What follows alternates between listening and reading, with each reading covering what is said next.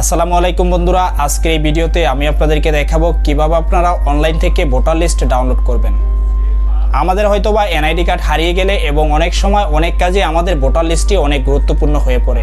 তো আপনি চাইলে এই ভিডিওটির মাধ্যমে খুব সহজে অনলাইন থেকে ভোটার লিস্ট ডাউনলোড করে নিতে পারেন। তো কিভাবে অনলাইন থেকে ভোটার লিস্ট ডাউনলোড করবেন এজন্য সম্পূর্ণ ভিডিওটি কন্টিনিউ করুন। আর আপনি যদি আমাদের চ্যানেলে নতুন হয়ে থাকেন তাহলে অবশ্যই আমাদের চ্যানেলটি সাবস্ক্রাইব করে রাখুন। আর এরকম নিত্য নতুন ভিডিওর আপডেট পাওয়ার জন্য অবশ্যই নোটিফিকেশন বেল আইকনটি অন করে রাখুন। তো চলুন শুরু করা যাক আমাদের আজকের ভিডিও।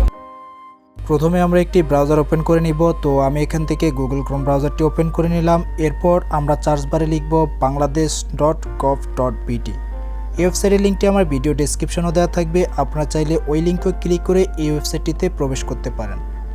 তো এরপর আমরা যে সার্চ অপশন রয়েছে তো সার্চ অপশনে ক্লিক করে দেব। ক্লিক করে দেওয়ার সাথে সাথে এরকম একটি ওয়েবসাইট আমাদের সামনে চলে আসবে। তো এটা হচ্ছে বাংলাদেশ জাতীয় তথ্য পাঠান ওয়েবসাইট। এটার মাধ্যমে আমি আপনাদেরকে ভোটার লিস্ট বের করে দেখাবো।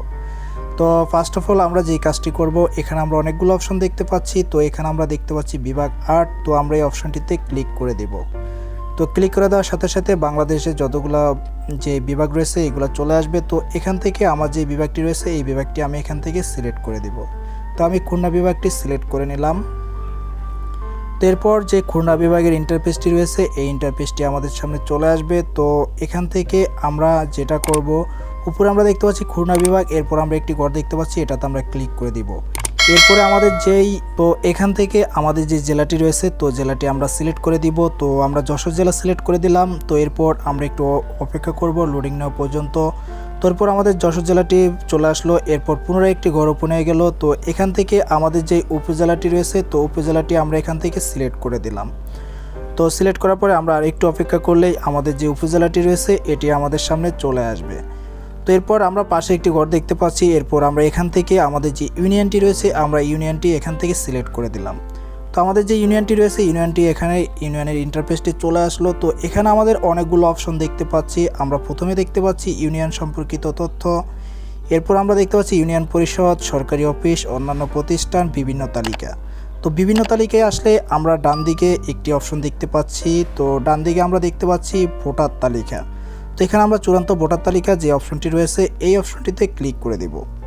তো ক্লিক করা দেওয়ার সাথে সাথে একটু লোডিং নেওয়ার পরে আমাদের সামনে যেই চূড়ান্ত ভোটার তালিকাটি রয়েছে আমাদের যেই ইউনিয়নের চূড়ান্ত ভোটার তালিকাটি আমাদের সামনে চলে আসলো। তো এখানে আমরা পিডিএফ আকারে আমাদের যেই ওয়ার্ডগুলো রয়েছে এই ওয়ার্ডগুলোর পুরুষ এবং মহিলা আমরা ভোটার তালিকাগুলো দেখতে পাচ্ছি। তো এখান থেকে যদি আমরা এগুলো ডাউনলোড করতে চাই তাহলে আমরা এখান থেকে যে পিডিএফ ফোল্ডারগুলো রয়েছে ভোটার তালিকার লিঙ্কটি এই লিঙ্কটির উপরে আমরা ক্লিক করার সাথে সাথে আমাদের এটি ডাউনলোড হয়ে যাবে।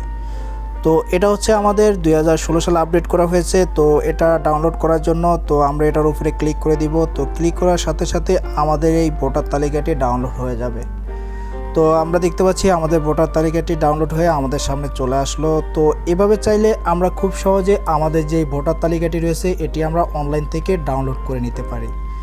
তো এই ওয়েবসাইটের মাধ্যমে যে আমরা 16 সালে আমাদের ভোটার তালিকাটি আপডেট করা হয়েছে, এরপর আর আপডেট করা হয়নি। তো এই ওয়েবসাইটের মাধ্যমে আপনারা সকল জেলা এবং সকল ইউনিয়নের যে ভোটার তালিকাটি রয়েছে এটা আপনারা খুঁজে পাবেন না। তো এটাকে আপনাকে পাওয়ার জন্য অবশ্যই আপনার ইউনিয়ন থেকে যোগাযোগ করতে হবে। আর প্রতিটি ইউনিয়ন থেকে এই জাতীয় তথ্য বাতায়ন ওয়েবসাইটে যে তাদের যে ইউনিয়ন সম্পর্কিত যত প্রকার তথ্য রয়েছে এইগুলো তারা আপডেট করে থাকে। যদি আপনার ইউনিয়ন থেকে আপডেট করা হয় এই তথ্যগুলো তাহলে আপনি এই ওয়েবসাইটটির মাধ্যমে আপনার ইউনিয়নের যে ভোটার তালিকাটি রয়েছে এটি আপনি চাইলে ডাউনলোড করে নিতে পারবেন। আর যদি আপডেট করা না থাকে তাহলে আপনি সেটা ডাউনলোড করতে পারবেন না। এই ছিল আমাদের আজকের ভিডিওটি কেমন লেগেছে অবশ্যই কমেন্ট করে আপনার মূল্যবান মতামত জানাবেন। ধন্যবাদ, ভালো থাকবেন, সুস্থ থাকবেন, আল্লাহ হাফেজ।